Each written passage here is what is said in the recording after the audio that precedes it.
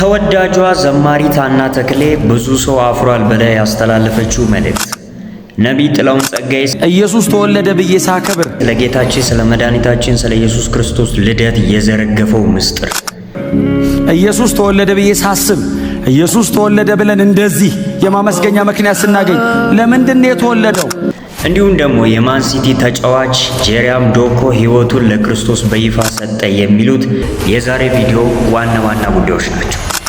ሰላም እንደምን አላችሁ? በጌታ የተወደዳችሁ ምርጦች እንኳን ደህና መጣችሁ። ዛሬ እንግዲህ እንደ ክርስቲያን በተሰኘው የሪአክሽን ፕሮግራማችን ተከስተናል። በዛሬ ፕሮግራማችን እስከ መጨረሻው ድረስ ከቆያችሁ እንደምትባረኩበት አልጠራጠርም። ለዚህ ቻናል አዲስ የሆናችሁ ቻናላችንን ሰብስክራይብ በማድረግ ቤተሰብ መሆን ትችላላችሁ። ይህ ቪዲዮ ለብዙ ሰው እንዲደርስም ላይክ ማድረግ እንዳትረሱ። ዝግጁ ከሆናችሁ ወደ ቪዲዮ። ወንጌል ጊዜህ፣ ገንዘብህ፣ ጉልበትህ ሳይቀር በወንጌል ላይ ይዋል ያለህ ነገር ትርጉም ያለው ህይወት ይሄ ነው በምድር።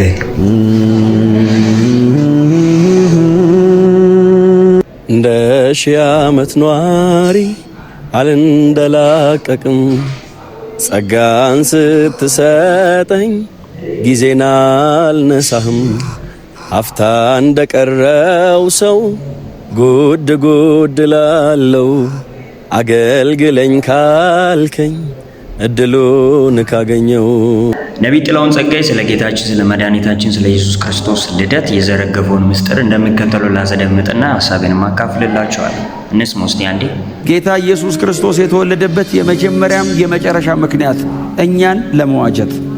ኢየሱስ ተወለደ ብዬ ሳከብር ኢየሱስ ተወለደ ብዬ ሳስብ ኢየሱስ ተወለደ ብለን እንደዚህ የማመስገኛ ምክንያት ስናገኝ ለምንድን ነው የተወለደው?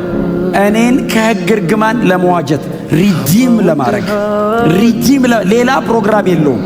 እስቲ ሰው ሆኜ ልየው ብሎ አይደለም የመጣው። መለኮትነት እስቲ ቆይ ያብቃና እስቲ ሰውነትን ኤክስፔሪየንስ ላድርግ አይደለም። ሰውን ላድን ብሎ ኢየሱስ ሰው ሆነ። እንግዲህ ምንም የምጨምረው ነገር የለም።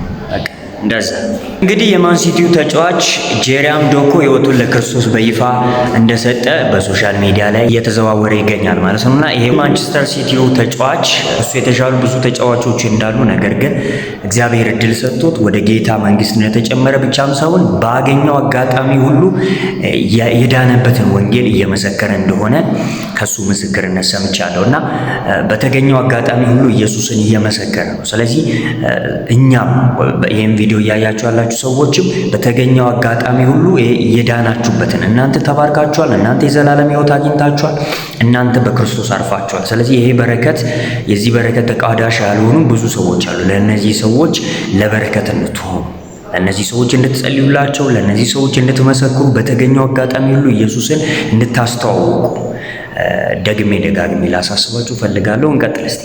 እንግዲህ ተወዳጇ ዘማሪት ሀና ተክሌ በጣም ብዙ ሰው አፍሯል ብላ ያስተላለፈችውን አንድ መልእክት እንደምከተለው አነብላችሁና የራሴን ሐሳብ ሼር አድርግላችኋለሁ። እንደዚህ ይላል።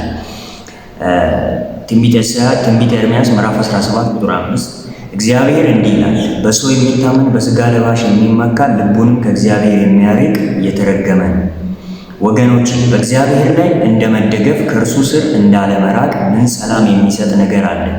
የእግዚአብሔር ብቻ ጥገኛ መሆን ዓይንንም ልብንም እርሱ ላይ መጣል እንዴት ያለ እረፍት ነው! የመጣው የሄደው ሁሉ በአጉል ተስፋ ልባችንን ከፍም ዝቅም ማድረግ ከማይችልበት ቦታ እምነታችንን በእግዚአብሔር ላይ እናድርግ። በጣም እንዲሆኑልን በምንፈልጋቸው ጉዳዮችና ምኞቶች የተነሳ በሚፈጠር ከልክ ያለፈ ጉጉት ብዙ ጊዜ የማይሆን ሰፈር እምነትም ጉልበትም ይባክናል። ውጤቱም እንደሚጠበቀው ስለማይሆን ልብ ይወርዳል፣ መሰበርም ይመጣል። የሚያሳርፍ እውነት ግን እንደዚህ ነው። በእግዚአብሔር የተከፈተ ነገር በማንም እጅ አይዘጋም፣ በእርሱ የተዘጋውም በማንም እጅ አይከፈትም። ያመንነው ይታመንልናል፣ እርሱ በወደደው መንገድ ይመራናል፣ ያደርሰናል። ካላስፈላጊ ትግልና ዋጋ መክፈል ያድነናል። በሥጋ ለባሽ ተማምኖ ብዙ ሰው አፍሯል። በእግዚአብሔር ተማምኖና ተወራርዶ ያፈረ ግን ማንም የለምና በማያሳፍረን በእግዚአብሔር ዘንድ እምነታችንን እናኑር።